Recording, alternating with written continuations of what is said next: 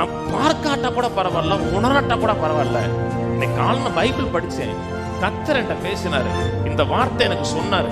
அதுக்கு விரோதமாக காரியங்கள் இருந்தா கூட கர்த்தர் சொன்னது நிலைநிற்கும் நினைச்சீங்கன்னா நீங்க எங்கே போய் உங்களுக்கு அற்புதங்கிறது அப்படி சுண்டி விட்டா வந்துடும்.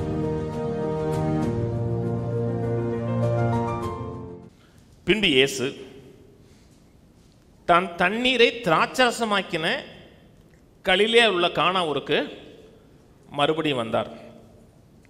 அப்பொழுது கப்பர்நகூமிலே ராஜாவின் மனுஷர்கள் ஒருவனுடைய குமாரன் வியாதியா இருந்தார். இயேசு யூதேயாவிலிருந்து கலிலேயாவுக்கு வந்தார் என்று அந்த மனுஷன் கேள்விப்பட்ட பொழுது அவரிடத்திற்கு போய் தன் மகன் மரண அவஸ்தையாக இருந்தபடியினாலே அவனை குணமாக்கும்படி வரவேண்டுமென்று அவரை, மகன் மரண படுக்கையில் இருக்கிறான், எந்த நேரத்திலும் மகன் செத்து போவான், அந்த நிலையில தான் காரியங்கள் இருக்கு. இந்த பையன் வியாதி படுக்கையில் இருக்கிறான், மரணத்தை படுக்கையில் இருக்கிறனால இவனை கூட்டிட்டு வர முடியாது, என்ன கடைசி விளிம்பில் நிற்கிறான். அதனால ஆண்டவரை பார்த்து நீங்க வீட்டுக்கு வாங்குங்கிறார். நான் சொன்னது புரியுதுங்களா? ஆண்டவர் சில நேரத்தை வீட்டுக்கு போயிருக்கிறாரா? எங்கே போன, யார் வீட்டுக்கு போனாரு? எவர் வீட்டுக்கு போனாரு? இங்கே ஆண்டவர் போக மாட்டேன்ட்டார். கவனிங்க, ஒவ்வொரு அற்புதத்துக்கும் ஆண்டவரோட கைடன்ஸ் பண்ணி நடக்கணும். ஒருத்தங்க கூப்பிட்டாங்க, கூப்பிட்ட உடனே தான் வந்துடுறேன் அப்படி சொல்லக்கூடாது. ஆண்டவர் என்ன சொல்கிறான்னு கேட்கணும். ஒவ்வொரு அற்புதத்துக்கும் ஆவியனுடைய வழி நடத்தல் அவசியங்க. அப்படி இயேசுவனை நோக்கி, நீங்கள் அடையாளங்களையும் அற்புதங்களையும் காணாவிட்டால் விசுவாசிக்க மாட்டீங்கிறார். அவன் கேட்டது என்ன? பையன் மரண படுக்கையில் இருக்கான், வீட்டுக்கு வாங்க வந்து சுகமாக்குன்னு சொன்ன உடனே ஆண்டவர் சொல்கிறாரு, நீங்கள் அற்புதங்களையும் அடையாளம் காணாவிட்டால் விசுவாசிக்க மாட்டேன். ஏன் சொல்கிறாருன்னா, இவர்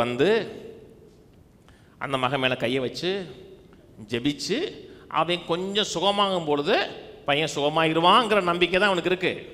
இவனுக்கு பூர்ண விசுவாசம் இல்லைங்க. பூர்ண விசுவாசம் இருந்ததென்றால் கர்த்தர் அடையாளங்களையும் அற்புதங்களையும் காணாவிட்டால் விசுவாசிக்க மாட்டேன்னு சொல்லியிருக்க மாட்டார். இவனுடைய விசுவாசங்கிறது வார்த்தைகள் இல்லை, இவனுடைய விசுவாசம் இதில் இருக்குன்னா தரிசித்து நடக்கிறதுல இருக்கு. ஒரு காரியத்தை பார்த்தா தான் விசுவாசிப்பார். என் வாழ்க்கைக்கு வேண்டிய அத்தனை அற்புதங்களை ஏற்படுத்தி கொடுக்கிறது விசுவாசம். இந்த மனிதன் பார்த்தாதான் விசுவாசிப்பான், பார்க்கலன்னா விசுவாசிக்க மாட்டான். விசுவாசம் பார்ப்பது கிடையாது, விசுவாசம் பார்க்காவிட்டாலும் விசுவாசிக்கிறது, பின்னாடி பார்க்க வைக்குது. ஆனால் இந்த மனிதன் பார்த்தாதான் விசுவாசிப்புங்கிற கண்டிஷனில் இருக்கிறான். நான் சொல்றது புரியுதுங்களா? இன்னைக்கு தான் இந்த நிலையில தான் கிறிஸ்தவம் பெரும்பாலும் இருக்கு. ஜெபிச்சு பார்ப்போம், இல்லைன்னா ஃபாஸ்டிங் போட்டு பார்ப்போம். நான் ஜெபித்த உடனே பரலோகம் எனக்கு பதில் கொடுக்கணும்னு விசுவாசிக்க மாட்டோம். ஏன்னா சூழ்நிலைகள் ஒன்றும் நடக்கல, சூழ்நிலைகள் மாறுதல் ஏற்படலை. நம்ம வாழ்க்கை கர்த்தர் ஆசீர்வதிக்க விரும்புகிறார், உயர்த்த விரும்புகிறார், வாழ்க்கை முழுவதும் அற்புதமாகவே இருக்க விரும்புகிறார். வீட்டில் அற்புதம், குடும்பத்தில் அற்புதம், வேலையில் அற்புதம், தொழிலில் அற்புதம், மனதில் அற்புதம், எல்லா இடத்துலையும் அற்புதம் நடக்க விரும்புகிறார். எப்படி நடக்குது? நான் பார்க்காட்டா கூட பரவாயில்ல, உணராட்டா கூட பரவாயில்ல. இன்னைக்கு காலையில பைபிள் படித்தேன், கர்த்தர் என்கிட்ட பேசினாரு, இந்த வார்த்தை எனக்கு சொன்னாரு. அதுக்கு விரோதமாக காரியங்கள் இருந்தால் கூட கர்த்தர் சொன்னது நிலைநிற்கும் நினைச்சிங்கன்னா நீங்கள் எங்கே போயிட்டீங்கன்னு அர்த்தம். உங்களுக்கு அற்புதங்கிறது அப்படி சுண்டி விட்டால் வந்துடும்.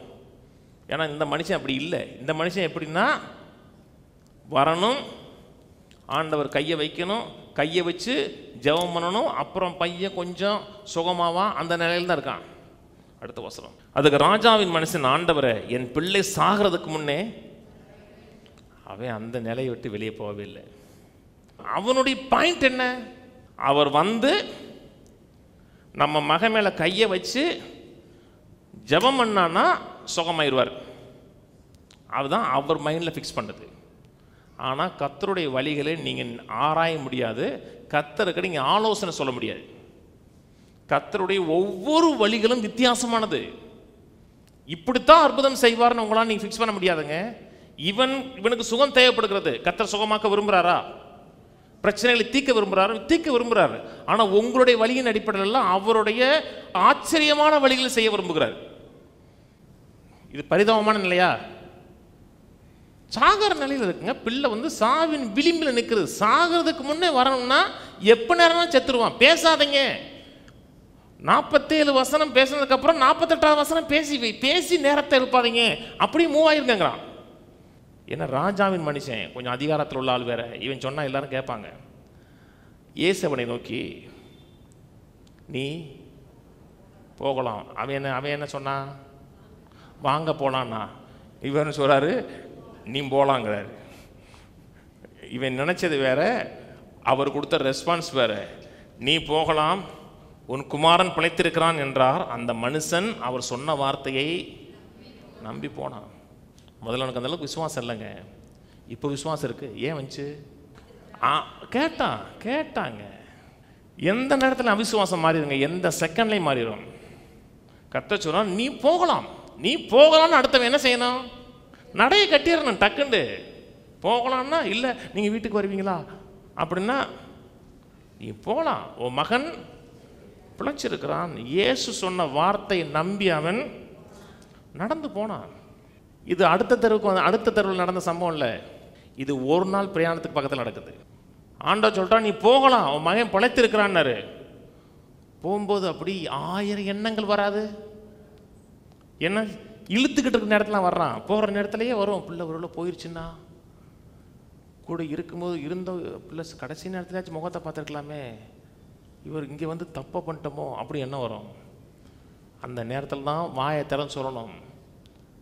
ஒவ்வொரு எண்ணத்தையும் சிறைப்பிடித்து கர்த்தர் சொல்லிட்டார் என் மகன் பிழைத்திருக்கிறான்னு சொல்லிட்டாரு, என் மகன் பிழைச்சிருப்பான்.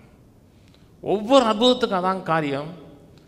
சூழ்நிலைகள் பேசும், இதுவரைக்கும் நடந்த சம்பவங்கள் பேசும். மாற்றம் நடக்காது, அற்புதம் நடக்கான்னு போல இருக்கும். அந்த நேரத்தில் கர்த்தர் என்ன வார்த்தை சொன்னாரோ அதில் உறுதியாக நிற்கணும். நடந்து போனானா கீழே வாசிப்போம். அவன் போகையில் அவனுடைய ஊழியக்காரன் அவனுக்கு எதிர்கொண்டு வர்றான். போகிறான், தூரமாக ஊழியக்காரன் வர்றான். வரும்போது என்ன இருக்கும்?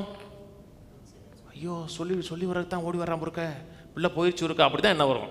வராதா? கர்த்தர் ஒரு வார்த்தை சொல்லிட்டார்னு வச்சுங்களேன், அந்த வார்த்தை மட்டும்தான் நிலைநிற்கும். நீ போகலாம், உன் மகன் பிழைத்திருக்கிறான்னா கட்டாயம் பையில பிழைத்திருக்கும். வார்த்தையில் நிற்கணுங்க. அற்புதத்துக்கு முதல் பாயிண்ட் என்ன? அவர் வார்த்தையை கேட்கணும், அப்புறம் வார்த்தையின்படி அப்படி நடக்கணும். அற்புதம் செய்கிறது அவர் வேலை.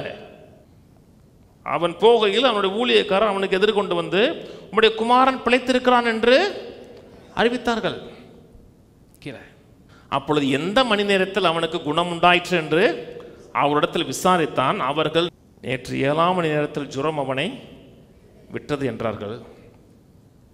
உன் குமாரன் பிழைத்திருக்கிறான் என்று இயேசு சொன்ன மணி நேரமும் அதுவே என்று தகப்பன் அறிந்து அவனும் உன் வீட்டார் அனைவரும் விசுவாசித்தார்கள். கர்த்தர் வார்த்தை ரிலீஸ் பண்ணிட்டார்னா மிராக்கிள் வெளியே வந்துருங்க.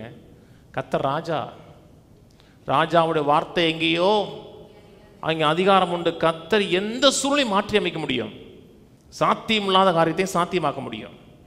என்னுடைய காரியம் என்ன? அவர் என்ன சொல்றான்னு கேட்கணும், ஒபே பண்ணணுங்க. என்ன ஆண்டவரே இந்த சூழ்நிலைக்கு வார்த்தை என்ன கேளுங்க, அப்புறம் என்ன வார்த்தை சொன்னாரோ அப்படியே நடக்கணும்.